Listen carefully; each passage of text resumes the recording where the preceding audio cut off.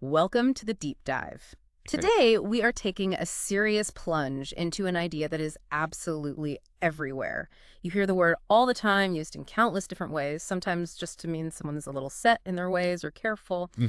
But when you dig just a little bit, you find it's a political ideology with deep roots, complex layers, and, well, a surprising amount of internal tension. Right. We're talking about conservatism. That's right. And it's far more than just being, resistant to change. Yeah. As a political ideology, conservatism is a structured framework of beliefs about human nature, how society should function, the role of the state. It has a fascinating history. Yeah. And understanding it is crucial because it shapes so much of the political landscape we see today. And to guide us through this landscape, we've gone deep into some key source material. Specifically, we've been immersing ourselves in detailed excerpts from Andrew Haywood's widely respected text, Political Ideologies, an introduction. Think of this deep dive as us extracting the absolute most valuable insights from that source, giving you a comprehensive map of conservative thought as Haywood lays it out, without you having to sift through hundreds of pages yourself. Our mission here is pretty straightforward: to help you truly understand conservatism. We want to explore its origins, unpack the core beliefs that serve as its foundation, and, importantly, reveal the significant variations in different forms it takes. Including that new right we hear so much about. Exactly, including the hugely influential New Right. We're distilling the academic analysis into clear, understandable, and hopefully memorable nuggets of knowledge for you. And why is this deep dive essential for you right now? Because, well, in an age of constant information and political noise, being able to identify the underlying ideologies really helps you make sense of it all. It's your shortcut to grasping the fundamental principles that drive political debates, shape party platforms, and motivate leaders. By the end of this, you'll have a clearer framework for understanding a major force in global politics, all grounded in insights from this key source. So we'll set the stage by looking at how the term itself evolved from everyday usage to a specific political label. Then we'll trace its origins, showing how it emerged as a reaction to moments of radical upheaval. Right. We'll spend a significant amount of time unpacking the central pillars of conservative belief, those core ideas about tradition, human imperfection, the nature of society, authority, and property. And then the different flavors. And finally, we'll dive into the distinct traditions within conservatism, including that powerful new path, right? And consider how the ideology is navigating the challenges of globalization today. All right, let's dig in. Let's start with that initial distinction, because it's where the confusion often begins. The everyday idea of being conservative versus the political ideology called conservatism. It's a crucial starting point. In casual conversation, when someone says someone is conservative, they might mean they're cautious, perhaps financially prudent, Careful with money. right? Or maybe resistant to adopting new technologies or trends, or they simply prefer familiar routines. The source points out this common usage, suggesting a disposition, an attitude of mind that's cautious, maybe even conformist, focused on conserving existing things or ways of doing things. So it's like a personal preference for the status quo, or at least slow change. But Haywood is talking about something much more specific, a formal political ideology. Precisely. Conservatism with a capital C as a political ideology is different. The source tells us it began to take shape in the early 19th century. Initially, in places like the USA, the term apparently implied a kind of pessimistic view of public affairs. Oh, interesting. But it solidified its meaning more dramatically by the 1820s, explicitly used to signal opposition to the principles and spirit of the French Revolution of 1789. Ah. It wasn't just a label, it was a deliberate political stance against radical change and the ideas driving it. So it was born as a counter-movement, a reaction against something perceived as dangerous and disruptive. And in the UK, that formalization continued. The source notes that the name of the Tory party was officially replaced by Conservative in 1835, solidifying its identity as a distinct political force committed to, well, conserving something. Exactly. And while resisting change is undeniably a recurrent theme, the source emphasizes that what elevates conservatism from a mere cautious disposition to a full-blown political ideology is the specific way this position is justified and upheld. Right, it's not just instinct. It's not just an instinct, it's grounded in a particular set of coherent beliefs. So it's about the reasons for wanting to conserve, the deeper philosophical foundation. The source identifies three core pillars that underpin the stance that really differentiate conservative ideology: support for tradition, a belief in human imperfection, and the attempt to uphold the organic structure of society. These three ideas, which we'll dive much deeper into shortly, are the fundamental concepts that give conservatism its distinct intellectual shape. They explain why preserving existing institutions and customs is seen as vital. Okay. However, it's important to note, as the source highlights right away, that even within this core desire to conserve, there's a significant internal division. Conservatism is not a single unified block of thought. Right. The source immediately introduces the chief distinction, traditional conservatism versus the new right. This tension is critical for understanding its evolution, isn't it? Absolutely critical. Traditional conservatism, according to Haywood, defends established institutions, customs, and values, primarily because they are seen as safeguarding the fragile fabric of society. Protecting stability. Exactly. They are valued for providing stability, continuity, and rootedness for individuals who, conservatives believe, are inherently security-seeking. The new right, in contrast, is characterized by a belief in a strong state, but one that is minimal in its economic intervention. A bit of a paradox there. It seems like it. It attempts to combine economic libertarianism, which, interestingly, draws heavily on classical liberal ideas with social authoritarianism. This blend creates a dynamic tension within modern conservatism. And this internal complexity leads to an interesting point the source raises. Some conservatives themselves are wary of calling their beliefs an ideology. Yeah, that's true. They might prefer terms like attitude of mind or common sense. There's often a suspicion of fixed isms or abstract rational thought in favor of wisdom drawn from history and experience, a characteristic traditionalist stance. This preference can sometimes lead opponents to portray conservatism as simply pragmatic, unprincipled, or merely a defense of the status quo for the benefit of those who already have power. Right, just self-interest. But the source argues quite compellingly that despite this internal hesitation or preference for practicality, it is definitively an ideology. Why? Because it is indeed founded on a specific, identifiable, and interconnected set of political beliefs about human nature, the ideal structure of society, and core values. So it has a structure. It has a theoretical underpinning, just like liberalism or socialism, even if its adherents sometimes prioritize practicality over abstract theory. So it's a coherent system of thought, even if some followers emphasize its non-doctrinaire nature. We have conservatism emerging as a distinct political ideology in reaction to radical change, grounded in specific beliefs and showing internal variations from its early days. Where exactly did these core ideas first take shape, and how did they develop across different regions? Let's look at the origins and development. Okay. As we noted, conservative ideas crystallized as a direct reaction to periods of intense, often violent change that threatened the established social order. The quintessential example, highlighted by the source, is the French Revolution of 1789. Right, the big one. This event, with its radical challenge to monarchy, aristocracy, and established religion, was seen by many as a catastrophic upheaval, just chaos unleashed. And the voice that most powerfully articulated the conservative reaction to this was Edmund Burke. His Reflections on the Revolution in France, published in 1790. A hugely influential text. Is presented in the source as the classic early statement of conservative principles, expressing deep regret and intellectual opposition to the principles of the revolution and defending the traditional ancient regime. Burke provided the intellectual ammunition, really, to defend the existing social hierarchy, institutions, and customs against the forces of reform and revolution sweeping across Europe.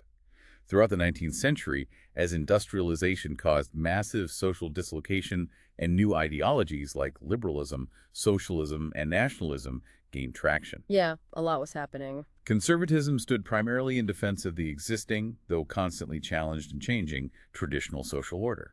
But as the source makes clear, this defense wasn't uniform. Conservative thought proved remarkably adaptable, taking on different forms depending on the national context and culture. Absolutely. Consider UK conservatism, for example. While deeply influenced by Burke, it specifically adopted his idea of change in order to conserve. Okay, what does that mean exactly? It means it wasn't blind, stubborn resistance to any change whatsoever, but a pragmatic willingness to adapt institutions and policies, precisely in order to preserve the core values and structures they embodied. So, bend, don't break?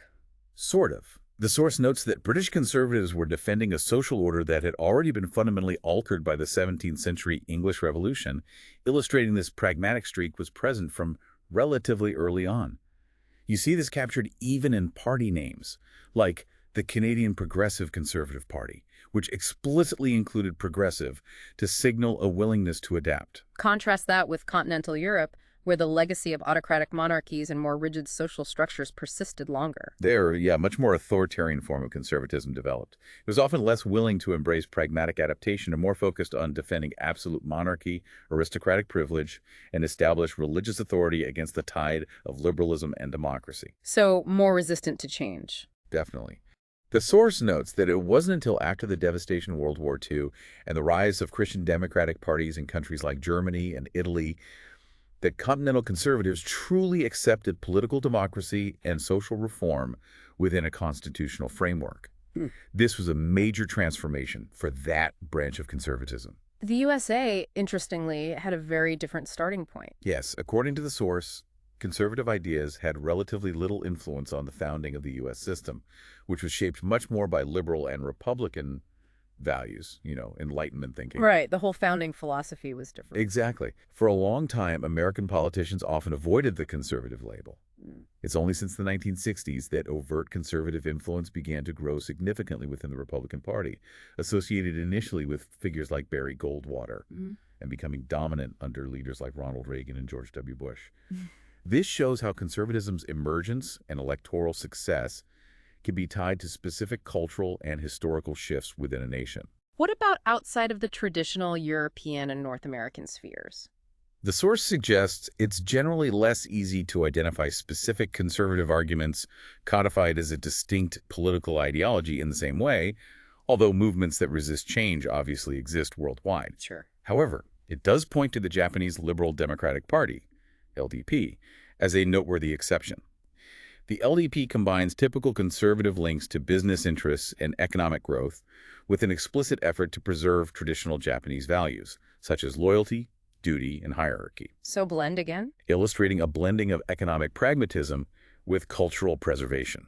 And then the source discusses what it calls populist authoritarian examples. That sounds like a contradiction in terms. Well, think of figures like Juan Perón in Argentina or Ayatollah Khomeini in Iran. These regimes were characterized by strong central authority, appealing to a conservative preference for order. Okay, the authority part. But they also mobilized broad popular support, often based on powerful forms of nationalism, promises of economic progress, and the staunch defense of traditional social or religious values. Appealing to the masses. Exactly. The source notes that this blend of strong authority and mass mobilization, particularly in the context of defending traditional values and opposing external influences, can show overlaps with elements found in fascism, even while remaining distinct from it. It's quite remarkable that conservatism, despite its initial posture against change, has shown such resilience. The source suggests this might be due to its intellectual modesty, its traditional unwillingness to be tied to a rigid, fixed system, preferring pragmatism. That pragmatism, the willingness to adapt, is indeed presented as a key factor in its longevity. However, the source immediately highlights a major transformation within conservatism since the 1970s. Right, things started changing. A period marked by growing concerns about the economic challenges facing welfare states and managed economies. And this is where the new right comes back into sharp focus. Absolutely. The source identifies figures like Margaret Thatcher and the UK Prime Minister from 1979-1990 and Ronald Reagan and the USA President from 1981-1989 as practitioners of an unusually radical and ideological brand of conservatism. The new right. The new right. Yeah. This period saw significant shifts in conservative platforms. And this shift, particularly the new right's adoption of free market economics, exposed deeper divisions within the conservative family, right? It did, big time. The new right drew heavily from economic theories associated with classical liberalism, which led some commentators to question whether movements like Thatcherism or Reaganism truly belonged under the conservative label. Because it seemed so different, radical. Exactly. They seemed to embody a radical, market-driven agenda that looked quite different from traditional, more cautious conservatism. So the new right was seen by some as a break from, rather than a continuation of, traditional conservatism. But the source argues that it does indeed remain part of the conservative tradition. How does Haywood justify that? The source offers two key arguments. First, while the new right was economically radical, it did not abandon traditional conservative social principles like order, authority, and discipline. In fact, it often sought to strengthen these. Okay, so socially, it was still conservative. In many ways, yes. Second, the new right's enthusiasm for the free market actually highlighted an existing, albeit sometimes dormant, liberal influence within conservatism. Since the late 19th century, conservative thought had contained a tension between a paternalistic willingness for state intervention to preserve social cohesion and a commitment to the libertarian principles of the free market. So that tension was already there. Exactly. The new right, by decisively favoring the libertarian strand, didn't invent this influence. It revived and prioritized it. In doing so, it successfully revitalized conservatism electorally by appealing to voters with a combination of economic freedom and social order. So the new right is a blend, a powerful and electorally successful one, but still rooted in elements that were, to some extent, already present within the broader conservative spectrum, albeit in a more radical and prioritized form. This helps make sense of the internal debates we often hear. Now, let's get to the heart of the matter. Those core beliefs you mentioned earlier. The 5 pillars that, according to the source, underpin the conservative common sense. These are tradition, human imperfection, organic society, hierarchy and authority, and property. Let's break down each one. Okay, these 5 ideas form the bedrock of conservative thought, providing the intellectual justification for the desire to conserve. Let's start with tradition. Conservatives defend tradition on multiple grounds, seeing profound value in inherited customs, institutions, and ways of doing things. One ground, particularly in earlier conservative thought, was rooted in the idea of divine origins, God's will, basically. That's right. For figures like Edmund Burke, tradition was not merely a human invention, but was seen as part of the law of our Creator. Tampering with established institutions or social arrangements was thus viewed as challenging God's will, not just human convention. The source notes that this justification became harder to maintain as many traditions clearly evolved through human agency, like the expansion of voting rights. However, a belief in divinely ordained or supported tradition persists in some forms of modern religious fundamentalism within conservatism. A more widely accepted justification, according to the source, is that tradition represents accumulated wisdom. This is perhaps the most powerful and frequently cited argument. The idea is that institutions, customs, and practices that have survived the test of time have done so for good reason. They embody the accumulated wisdom of past generations. They work, so they must be wise. In a sense, yes. They are wise because they have worked and endured. Haywood quotes Burke's powerful idea of society as a partnership between those who are living, those who are dead, and those who are to be born, emphasizing the link across generations. Right. He also cites G.K. Chesterton's evocative phrase, calling tradition a democracy of the dead, suggesting our ancestors get a say through the institutions they pass down. It's almost like a form of evolutionary selection for social structures, like social Darwinism, but for institutions. Precisely. That's a good way to put it. The institutions that are still standing are seen as having proven their fitness to survive, demonstrating their practical value and deep-seated wisdom in a way that abstract rational plans cannot. The source offers the UK monarchy as a classic example conservatives defend on these grounds. Its longevity proves its worth. Arguing its longevity proves its worth, providing a stable focal point for national loyalty above the transient world of party politics. Beyond wisdom, tradition also offers something crucial on a psychological level: identity and security. This is a core conservative insight into human nature as they see it. Established customs, familiar routines, and inherited institutions are seen as providing a sense of identity, stability, familiarity, and reassurance. They give individuals a sense of rootedness and belonging, Comfort. linking them to a collective past and providing a stable framework in an uncertain world. The source notes this applies not just to major political structures, but to everyday social practices, the look of a letterbox, the robes of a judge.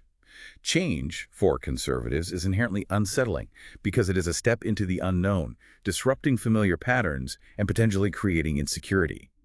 Value in tradition is therefore tied to a deep-seated human need for security and belonging. So tradition is defended because it's seen as divinely sanctioned by some, embodying tested wisdom passed down through generations and providing vital identity and security for individuals.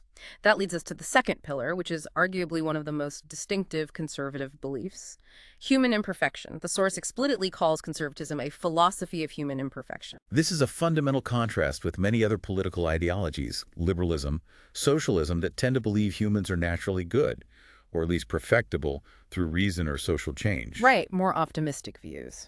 Conservatives hold a deeply pessimistic, even cynical view of human nature, believing humans are inherently limited, flawed, and incapable of perfectibility. This imperfection manifests in several ways. First, there's psychological imperfection. What does that mean?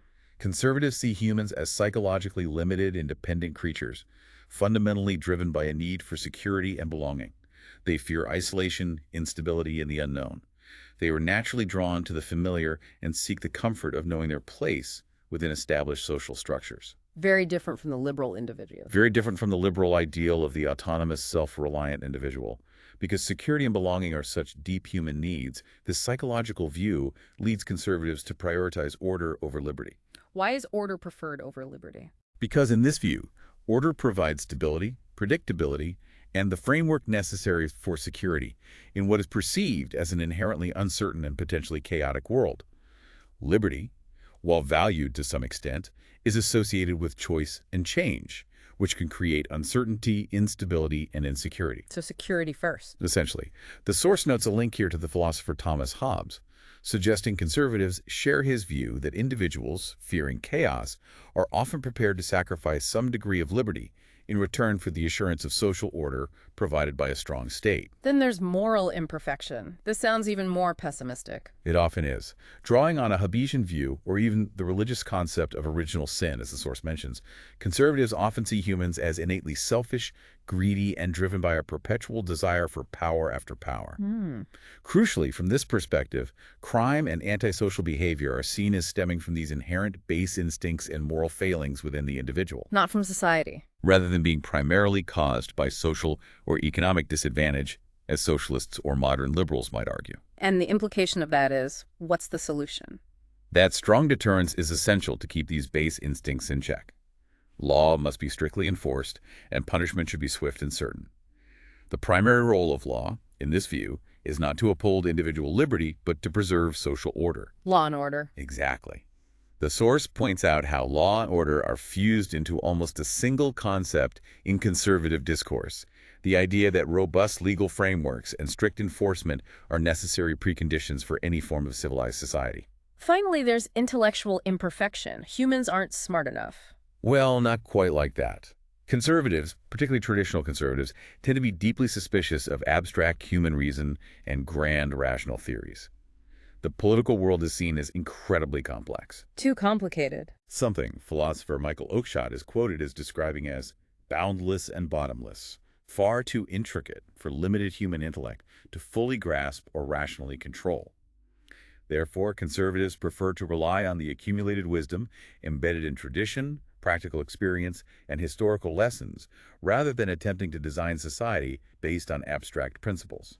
This sounds like the basis for their preference for a cautious, pragmatic approach. Slow change. Exactly. It leads to a deep suspicion of what they see as dangerous politics of principle, or dogmatic beliefs, based on abstract concepts like the rights of man or universal equality. Why dangerous? These principles are seen not as noble goals, but as potentially harmful blueprints for radical reform or revolution because they fail to account for the complexities and imperfections of reality. The source quotes Oakeshott again, encapsulating this caution. The fear that in attempting a rational cure for societal ills, the cure itself will be not worse than the disease. You don't make things worse. Right. They prefer slow, measured, pragmatic adjustments based on what has worked historically. It seems like this skepticism of abstract reason would make traditional conservatives wary of grand ideological projects, even their own. That's a key point. It underlies that preference for common sense over ideology. However, the source noted that the new right challenged some aspects of this intellectual caution. Ah, yes.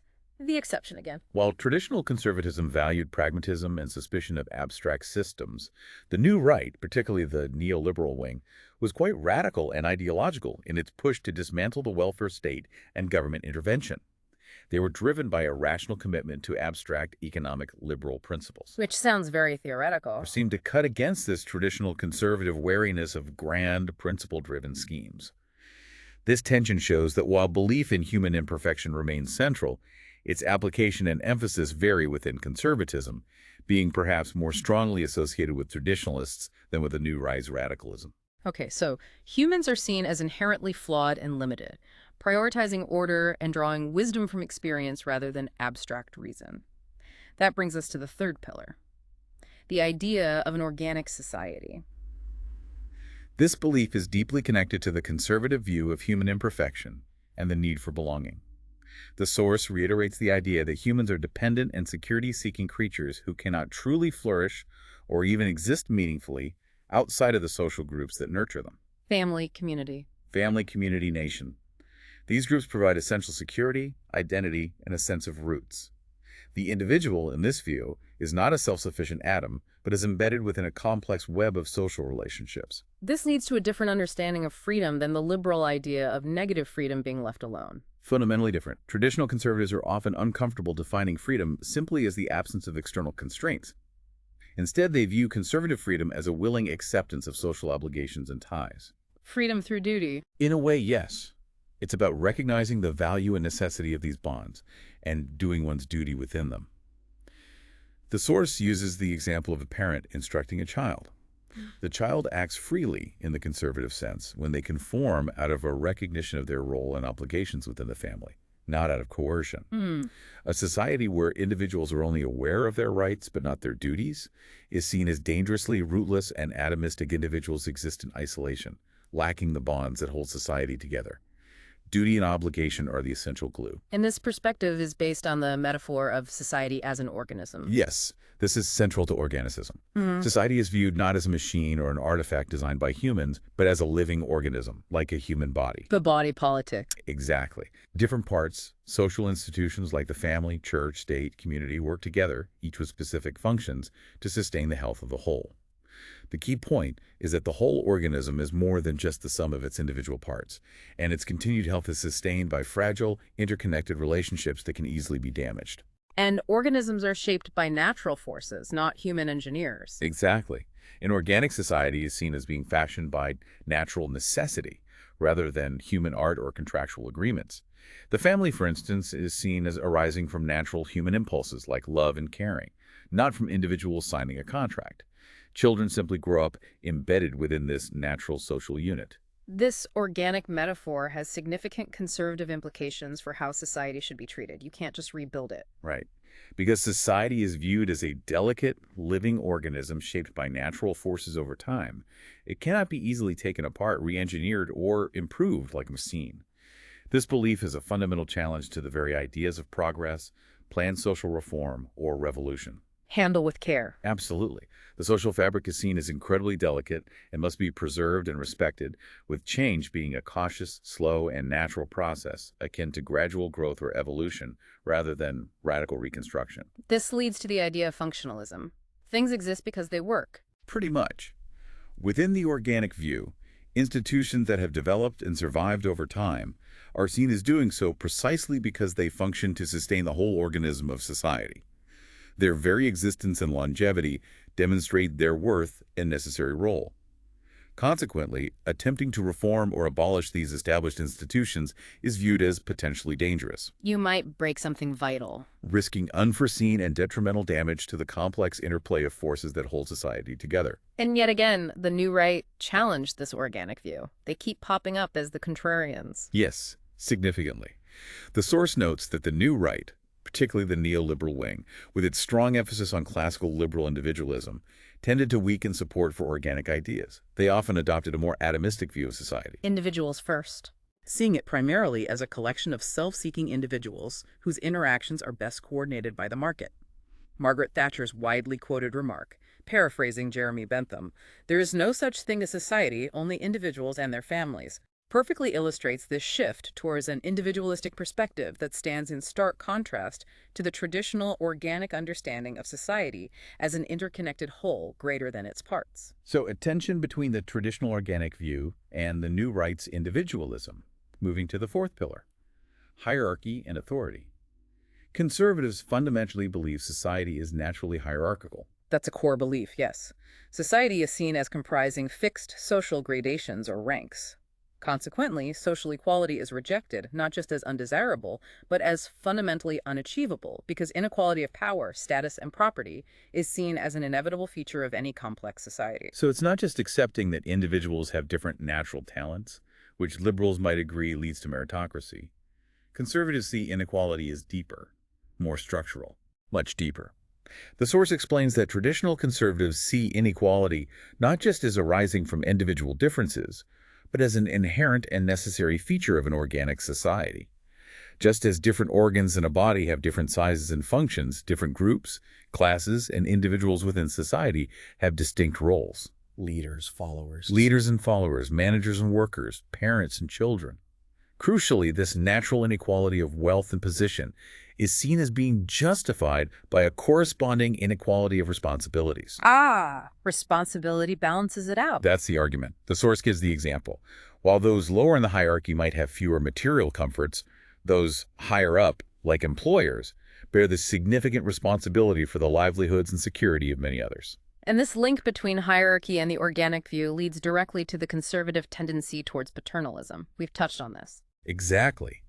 The idea that those who hold positions of power, wealth, or privilege higher up in the natural hierarchy have a duty or obligation, and noblesse oblige, to look after the welfare of those below them. It's a relationship of responsibility and care from above, like a father figure caring for his family, intended to bind society together. Authority is also seen as natural, not based on agreement. Like, you don't vote for your parents' authority. Precisely. Authority, in the traditional conservative view, does not arise from artificial contracts or consent from below, as liberal theory might suggest. It is seen as developing naturally and necessarily within social institutions, reflecting the inherent nature of relationships, like the authority of a parent over a child. Right. Children, in this view, don't have the wisdom or experience to know what is best for them, so authority must be exercised over them from above. This principle extends to other social spheres, the authority of a teacher in a classroom, an employer in a workplace, or a government over its citizens. And this authority is seen as necessary and beneficial, not just restrictive. Highly beneficial in their view. Authority provides essential guidance, direction, support, and security. It helps individuals know where they stand, understand what is expected of them, and feel secure within a predictable social order. Reduces uncertainty. Yes. This counters feelings of rootlessness and enemy, that sense of lacking social norms or purpose that can arise in a fragmented society. Conservatives emphasize the importance of leadership, providing direction and inspiration and discipline, a willing respect for authority. Are there limits on this authority from a conservative perspective, or is it absolute? Most modern conservatives, particularly those within the paternalistic tradition, do believe authority is limited. However, the limit is not typically seen as arising from a contractual agreement, but from the inherent responsibilities that come with authority. The other side of the coin. Right. Just as a parent's authority is tied to the obligation to nurture, guide, and educate the child, not abuse or abandon them, the authority of leaders is linked to their responsibility to their subordinates and the whole of society. However, the source notes a key distinction. Authoritarian conservatives go further, viewing authority as absolute and unquestionable, not limited by responsibilities or democratic consent. A crucial difference. A very crucial difference between mainstream modern conservatism and more extreme authoritarian forms. Finally, the fifth pillar, property. The source says property holds a deep, almost mystical significance for conservatives.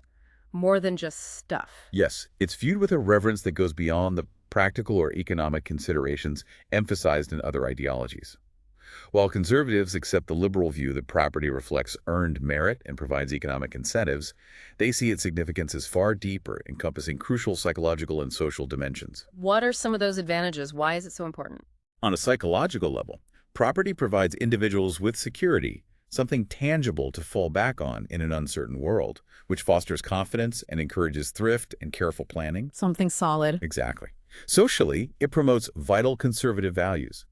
Property owners are seen as more likely to respect the property of others and to have a direct stake in society. Seen in the game. Precisely. Oh. They have a vested interest in maintaining law, order, and social stability, connecting their personal well-being to the health of the social order.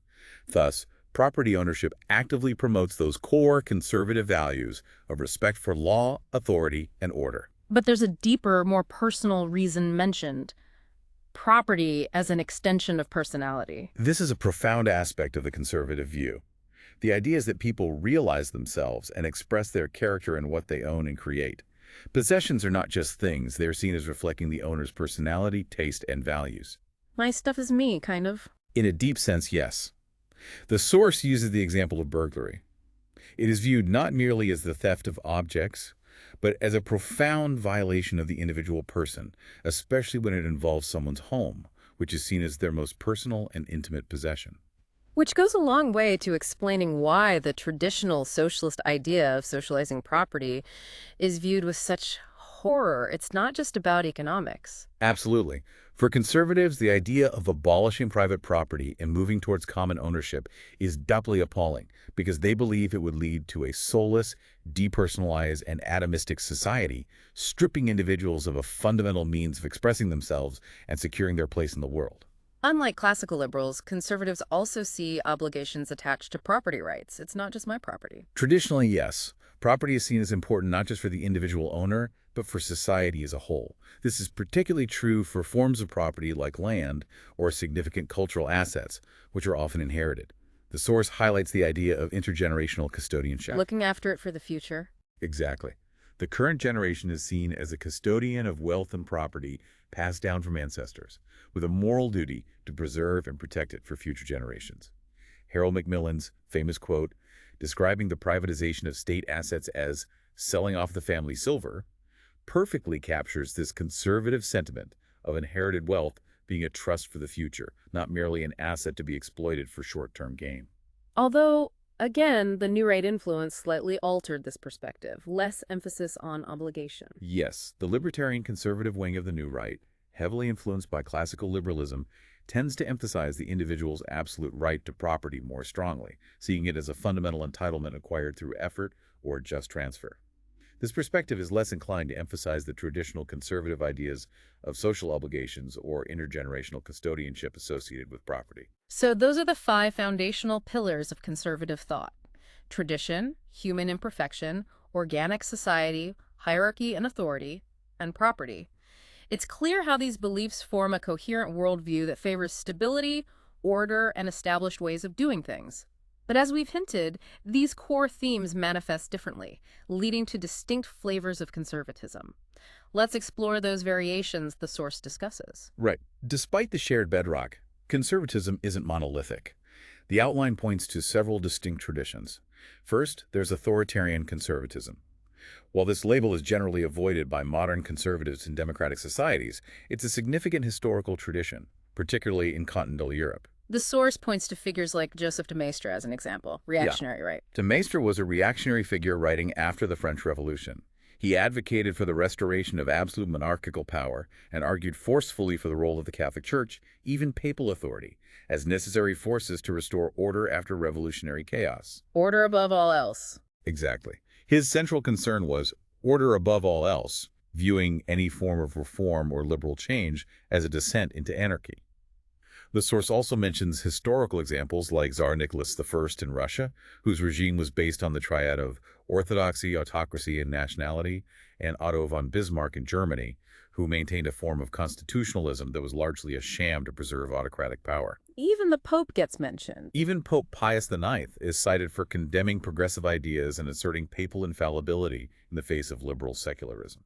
And the source notes how conservative elites in Italy and Germany, fearing liberalism and socialism, sometimes provided support that facilitated the rise of fascism. That's a dark connection. Yes, this highlights the potential for a hardline anti-democratic tendency within historical continental conservatism, viewing figures like Mussolini and Hitler as necessary bulwarks against perceived revolutionary threats, even though fascism itself blended elements beyond just conservatism. Then there are what the source calls authoritarian populist examples, like Perón. Think of leaders like Louis Napoleon Bonaparte, who appealed to the peasantry and traditional values while establishing an authoritarian regime, or Juan Perón in Argentina, who built support among the working class, the shirtless ones. Right, the descamisados. By combining promises of economic progress and nationalism with a strongman style of leadership and defense of traditional values. Yeah. The source notes that this type, while rooted in conservative concerns for authority and order, mobilizes mass support, sometimes showing parallels with the Bonapartist tradition or even fascism in its style and appeal, distinct from older, purely elite-driven authoritarianism. And it's important, as the source does, to distinguish clearly between authority and authoritarianism. They sound similar, but aren't the same. This is crucial. Authority, in the traditional conservative sense, is viewed as legitimate and necessary, often seen as arising naturally from social roles and acknowledged obligations within institutions like the family or state. It's about guidance, leadership, and discipline based on respect. Earned, in a way. Perhaps. Authoritarianism, by contrast, is a form of government characterized by strong central power imposed from above, often without the consent of the governed, and primarily concerned with repressing opposition and maintaining control. While it shares a concern for order with conservatism, it represents a more absolute and potentially oppressive form of rule, distinct from how most modern conservatives understand and limit authority. Moving to a tradition that has been much more flexible and electorally successful in many democracies, paternalistic conservatism. This tradition, particularly strong in the Anglo-American world, is traced back to Edmund Burke's emphasis on change in order to conserve. Remember that? Yeah, pragmatic adaptation. It's characterized by a cautious, pragmatic approach to policy. The source quotes Ian Gilmore's phrase, "the wise conservative travels light," suggesting an avoidance of heavy ideological baggage in favor of judging policies based on what works in practice. So pragmatism is a key feature. What works is what matters. Absolutely. This pragmatic approach is seen by adherents as preventing conservatism from becoming dogmatic or divorced from reality. While critics might accuse it of lacking principle, paternalistic conservatives argue that flexibility is necessary to preserve core conservative values and institutions in a changing world. Makes sense. This pragmatic, sometimes reforming impulse is often linked to neo-feudal paternalistic values, the idea of reciprocal obligations between different levels of society. The source identifies two main streams within this: one-nation conservatism and Christian democracy. Let's start with one-nation conservatism, which originated with figures like Benjamin Disraeli in the UK, the two nations guy. That's him. Disraeli, writing in the mid-19th century during the height of the Industrial Revolution, saw the danger of Britain being cleaved into two nations, the rich and the poor, as he depicted in his novels Sybil and Coningsby. Oh, He argued that the dramatic inequality created by industrialization was not only morally wrong, but also politically dangerous, risking revolutionary upheaval. His call for reform was thus based on a blend of prudence, protecting the interests of the wealthy by alleviating the conditions that could provoke revolution, and principle, a genuine belief in the social obligation that came with wealth and privilege. This draws heavily on the feudal principle of noblesse oblige, the duty of the privileged. Exactly. The idea that the aristocracy and the wealthy have a moral duty to be honorable and generous towards the poor and vulnerable, taking responsibility for their welfare. Disraeli translated this into the industrial age, advocating for social reforms. The slogan, "One Nation," encapsulated his vision of binding the wealthy and the poor together into a single, unified society. And this led to actual reforms. Yes, this tradition supported reforms like the Second Reform Act in 1867, which expanded voting rights, and later reforms in areas like housing and hygiene. And Tory democracy further developed this, getting working-class votes. Figures like Lord Randolph Churchill built on Disraeli's ideas, arguing that traditional conservative institutions could only survive by gaining the support of the working class, which required addressing social grievances through reform, a form of Tory welfarism. Right. The source notes the high point of this paternalistic approach in the UK was the post-WWII era, particularly the 1950s and 1960s, when conservative governments broadly accepted and managed the welfare state and embraced Keynesian economics, managing the economy for full employment. This was the era of the middle way, finding balance. Yes, figures like Harold Macmillan spoke of planned capitalism, aiming for a non-ideological balance between state intervention and private enterprise, embodying a form of compassionate conservatism that accepted a significant role for the state in managing the economy and providing social welfare. But the source notes a purpose limitation to this paternalism. It wasn't about equality. A crucial one. The aim of one-nation conservatism was not to fundamentally alter the social hierarchy or redistribute wealth for the sake of equality. Its primary goal was to consolidate the existing hierarchy by improving the conditions of the working class just enough to prevent them from becoming revolutionary or threatening the established order. So manage dissent, keep the system stable. Essentially, yes. Reforms were undertaken from a position of paternalistic responsibility, not egalitarian principle. The other major stream of paternalistic conservatism is Christian democracy, more European. Yes, this emerged in continental Europe after World War II, largely abandoning earlier authoritarian tendencies in favor of a firm commitment to political democracy.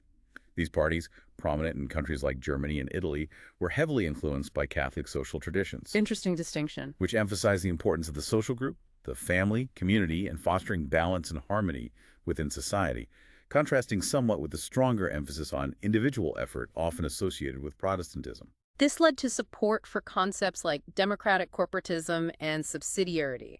What do those mean? Democratic corporatism stresses the importance of collaboration and social partnership between key social groups like churches, trade unions, and business associations in shaping policy, rather than simply relying on market forces or state command. Bringing groups together. Exactly. Subsidiarity is the principle that decisions should be made at the lowest appropriate level of authority: family, local community, region, etc. This led Christian Democrats to favor decentralization, federalism, and crucially, support for European integration. Which is different from UK conservatives often. Very different. They saw European integration as a way to build community and balance power, a position that often contrasted sharply with the more nationalist tendencies within UK conservatism. And their economic approach is often described as the social market economy, a mix. Yes.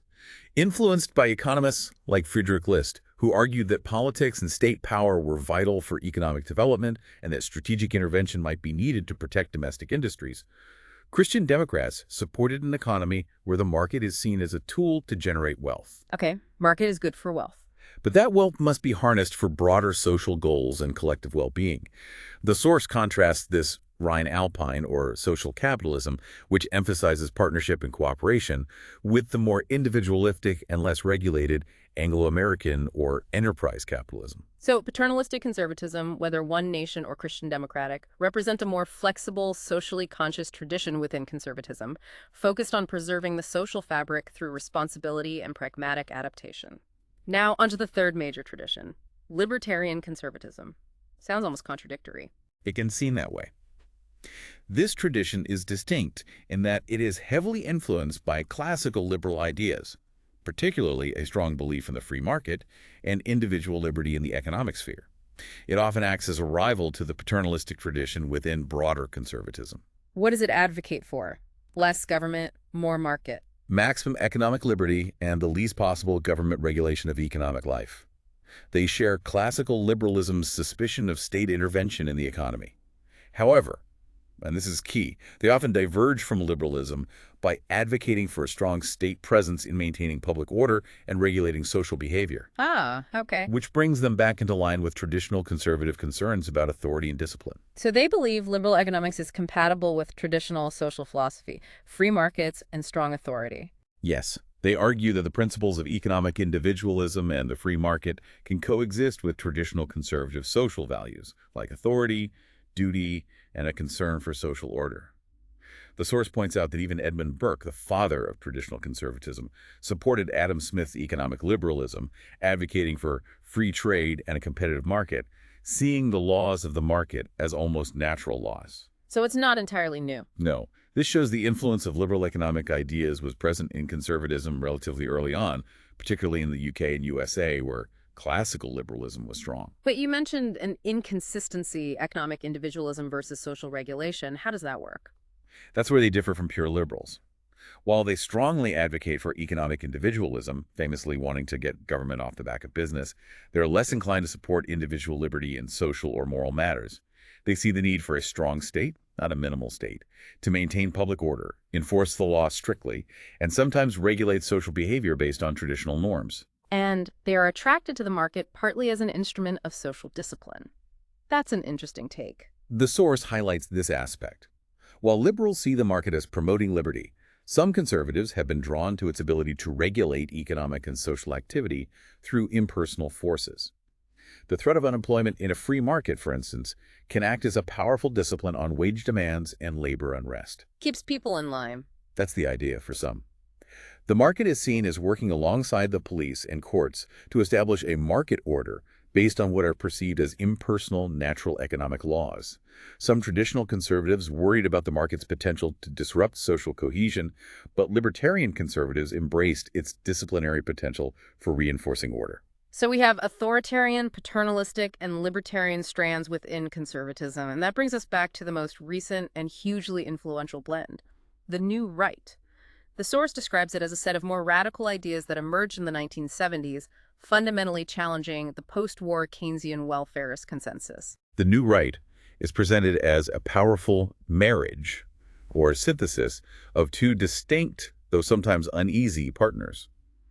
The liberal new right, which is essentially neoliberalism, The free market wing, and the conservative new right, often called neoconservatism. the strong state social order wing. Exactly. So it attempts to fuse economic libertarianism with state and social authoritarianism. That's the core dynamic of the New Right blend. It's a mix that is simultaneously radical, seeking to dismantle state intervention and challenge the permissive values of the 1960s, often drawing on abstract, rational principles rather than just tradition. Very different from traditional conservatism there. Reactionary in that it often harks back nostalgically to a perceived golden age of free markets or traditional values, and also particularly the neoconservative emphasis on reinforcing traditional social norms and authority.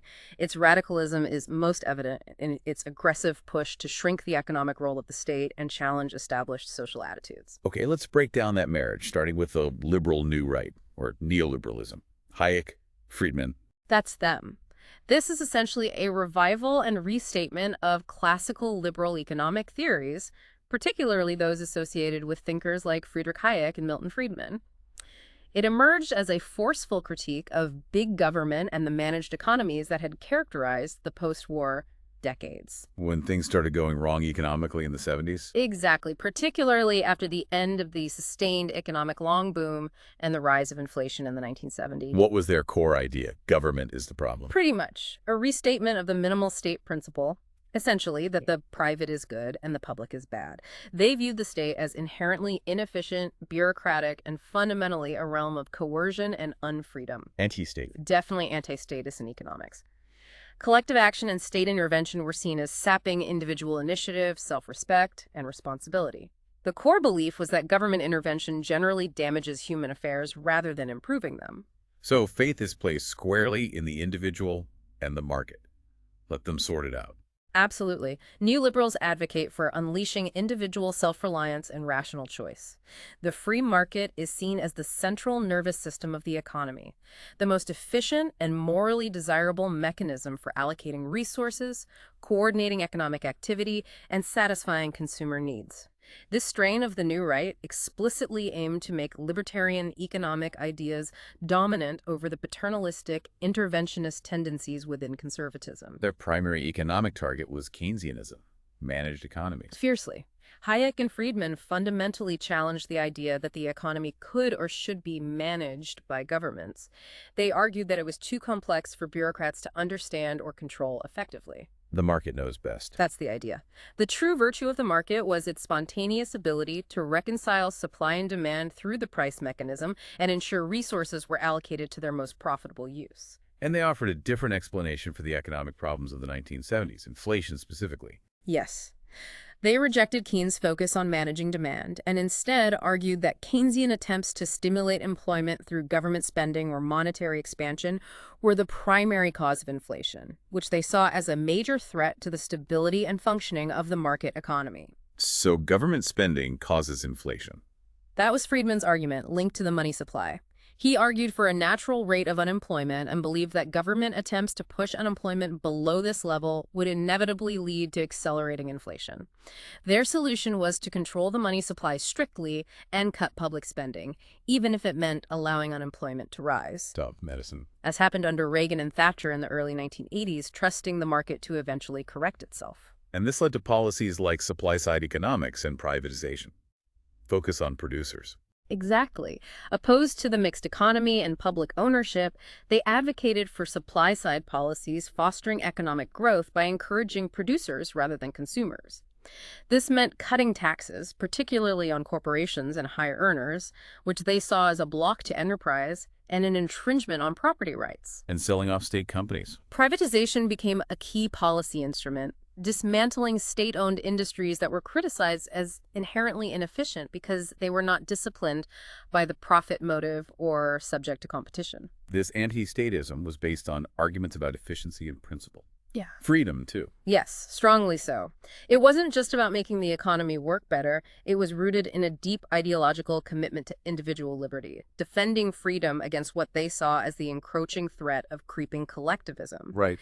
In its more extreme forms, this can even extend towards anarcho-capitalism, advocating for the market provision of services typically associated with the state. The freedom they championed was primarily negative freedom, the removal of external restrictions on the individual. Freedom from the state. Exactly. From this perspective, the state, with its taxes and regulations, is seen as the principal threat to liberty, necessitating its rolling back, particularly its role in social welfare. And they had both economic and powerful moral critiques of welfare, not just about the cost. Right. Economically, they argued that welfare expenditure was unsustainable, increased the tax burden, and that public services were inherently inefficient compared to private provision. But their moral critique was perhaps even more potent. What was the moral argument? They argued the welfare state created a damaging culture of dependency, sapping individual initiative, undermining self-respect, and actually being a cause of disadvantage and social problems by fostering passivity. Blaming the victim, some might say. It resurrected the idea of the undeserving poor, suggesting poverty or unemployment was often a result of individual choices or moral failings rather than social structures. The source cites Charles Murray, who controversially argued that welfare benefits contributed to family breakdown by making women less economically dependent on men. And they saw redistribution as a violation of property rights. Tax is theft. Yes, thinkers like Robert Nozick argued that taxation for welfare or redistribution, even with good intentions, amounted to a violation of justly acquired property rights, effectively legalized theft. This reflects a strong, almost absolute form of egoistical individualism. Me, myself, and I. The idea that individuals owe nothing to society beyond respecting others' rights, and society owes them nothing in return beyond protection from coercion. The source explicitly connects this back to Margaret Thatcher's famous and often controversial quote, "There is no such thing as society. There are individual men and women, and there are families." Wow. Okay, so that's the powerful liberal new right stream driving economic liberalization and critiquing the welfare state. Yeah. Now let's look at the other partner in the marriage. The conservative new right, often called neoconservatism, more social, less economic. Generally, yes. This tradition emerged particularly in the USA in the 1970s, largely as a cultural and social backlash against the social changes and permissive values that became prominent in the 1960s. Reaction against the 60s. Exactly. While the liberal new right focused on economic freedom, neoconservatives emphasized the primacy of politics and the need to strengthen state authority and social discipline. So it draws more on traditional conservative concerns about social fragility, Yeah. order, and stability. Exactly. It shows a greater sensitivity to the delicate nature of social order and a fear of social fragmentation and breakdown. However, it differs from the paternalistic tradition. While one nation conservatives sought to strengthen community bonds, partly through social reform and welfare. Right, the helping hand approach. Neoconservatives aim to strengthen community and social cohesion primarily by restoring authority, imposing stricter social discipline, and reasserting traditional value. Discipline, not welfare. Pretty much. And their social authoritarianism is seen as compatible with neoliberal economic libertarianism. How does that work? The source argues that they were compatible because both strands accepted, for different reasons, the need to roll back the economic role of the state neoliberals for economic freedom and efficiency. Neoconservatives because they saw the welfare state as undermining social authority and individual responsibility. So they agreed on shrinking the state, but for different reasons. Exactly. Their concerns operated in different spheres. The economy for neoliberals, society and culture for neoconservatives, allowing them to form an alliance within the new right. What were their main domestic policy concerns? Law and order. A major focus was social order. They saw rising crime rates, civil unrest, and antisocial behavior as a consequence of the decline of traditional authority figures and institutions since the 1960s. They called for strengthening disciplines throughout society, including within the family, Traditional family values. which many viewed as a naturally hierarchical and even patriarchal system, with parents holding authority over children and the husband often seen as the primary provider and authority figure. State authoritarianism translated into a tough stance on law and order, advocating for harsher sentencing, longer custodial sentences, and the belief that prison works as a deterrent and means of removing criminals from society. And they were deeply concerned with public morality, what people should believe and do. Yes. Neoconservatives sought to reassert what they saw as traditional moral foundations, directly challenging the permissive society of the 1960s, where individuals were encouraged to do your own thing. Right, the counterculture backlash. Margaret Thatcher's calls for a return to Victorian values and the rise of movements like the Moral Majority in the USA campaigning for traditional family values are key examples. They perceived two main dangers in this permissiveness. What were they afraid of? First, a significant religious element, particularly in the USA. Fear that allowing free choice in moral matters would lead individuals to choose immoral or evil paths. Second, and perhaps more broadly, they argued that moral pluralism itself undermined social cohesion. Everyone having different values is bad for society. That was the argument. If everyone has their own personal moral code, society lacks the necessary ethical norms and unifying standards to hold it together.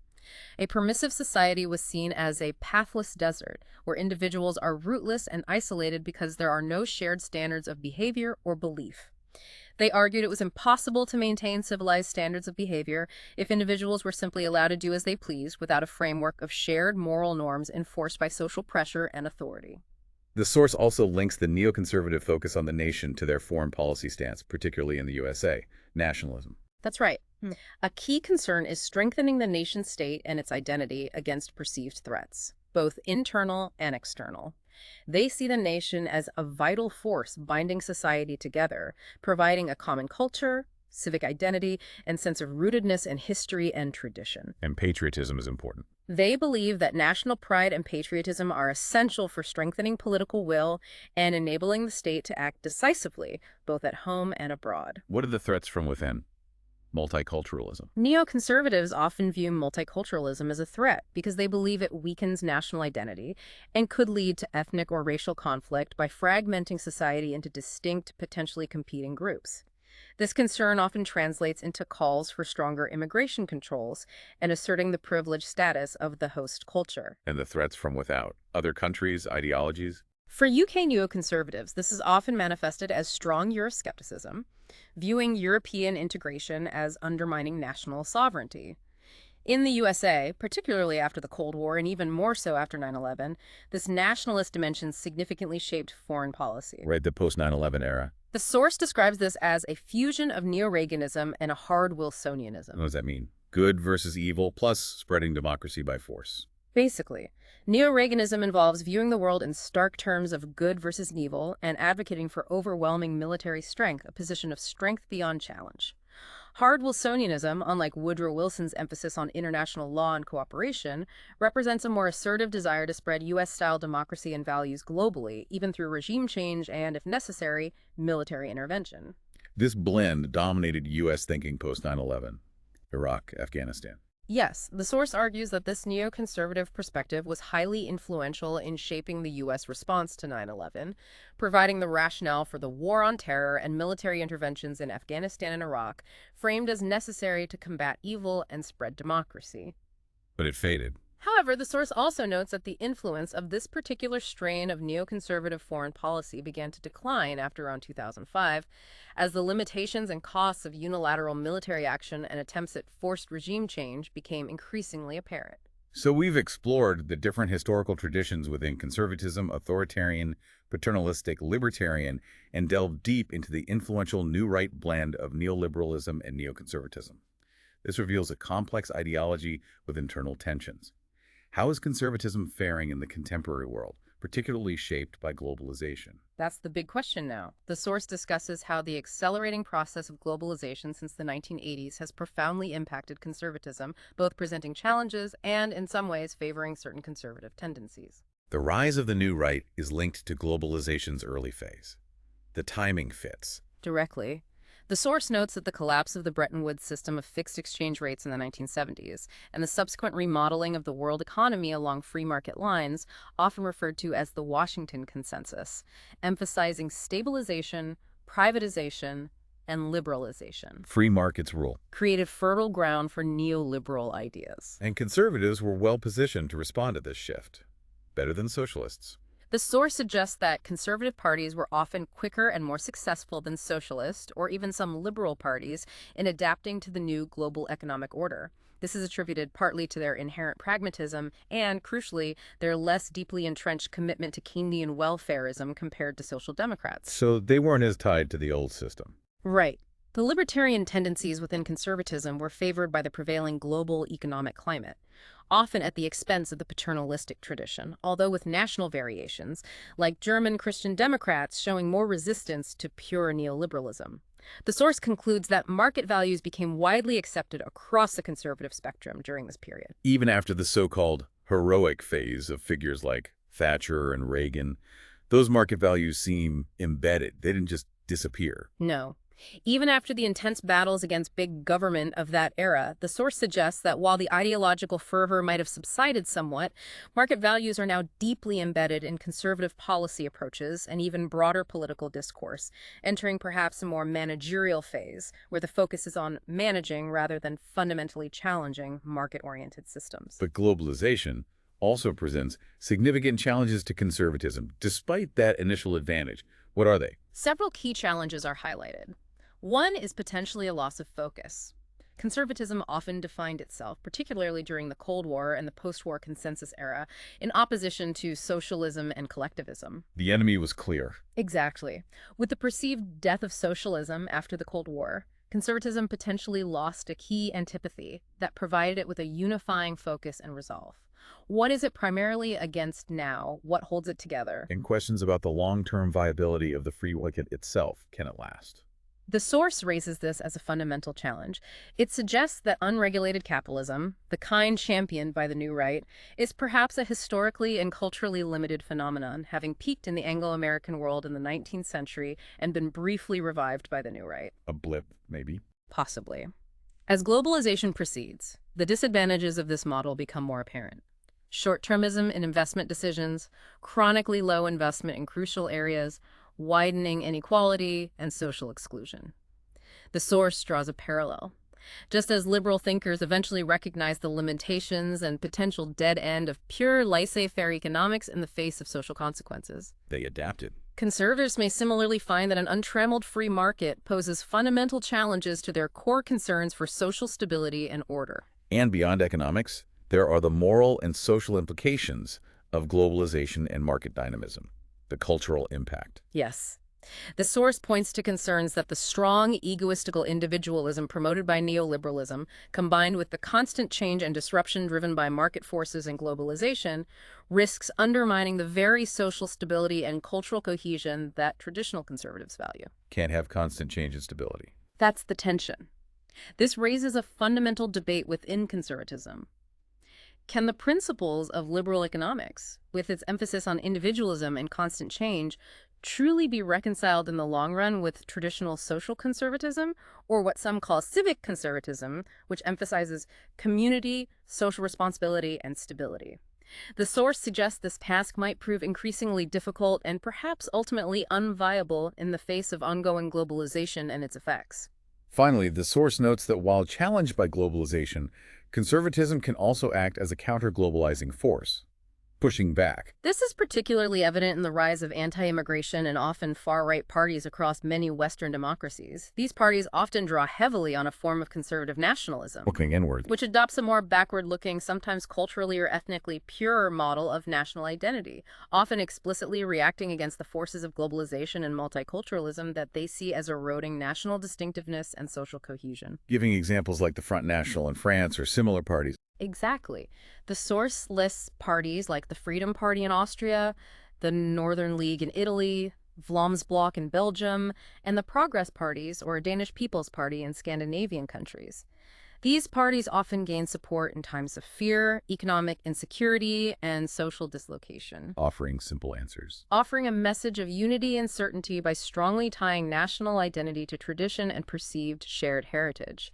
However, while they effectively articulate anxieties about globalization and its consequences, the source concludes that they have limited capacity to fundamentally reverse the forces of globalization itself. A reaction, not a solution. They represent reaction to globalization, but not necessarily a way of reversing it. Wow, that was a comprehensive deep dive. We've journeyed from understanding conservatism as more than just resisting change tracing its origins in reaction to upheaval, unpacking its foundational beliefs about human nature, society, hierarchy, and property, exploring the different historical traditions, the authoritarian impulse, the paternalistic responsibility, the libertarian emphasis, and closely examining the influential radical blend of the new right. And finally, we've considered how this complex ideology is interacting with and being shaped by the powerful forces of globalization. This dive, rooted deeply in the Haywood source material, provides you with a robust framework. It's a way to look past the headlines and sound bites and identify the core ideas and underlying assumptions that shape conservative thought and action around the world. It helps you decode the political discourse and understand why certain arguments are made. And here's where it gets really interesting, based on everything we've unpacked from this source. Think about the fundamental tension we've discussed.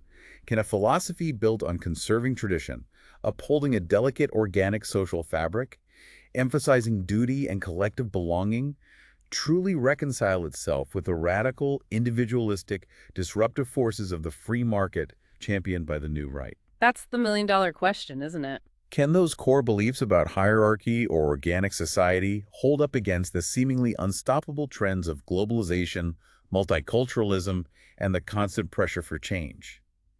What does it genuinely mean to conserve in a world that is changing faster than ever before, and where the things being conserved might themselves be products of past changes? It gets complicated quickly. That tension, the struggle to reconcile core conservative instincts with modern realities and even internal variations, is something truly fascinating to mull over the next time you hear someone described as conservative. We hope this deep dive has provided you with valuable insights and a much clearer understanding of conservatism as a complex and evolving political ideology.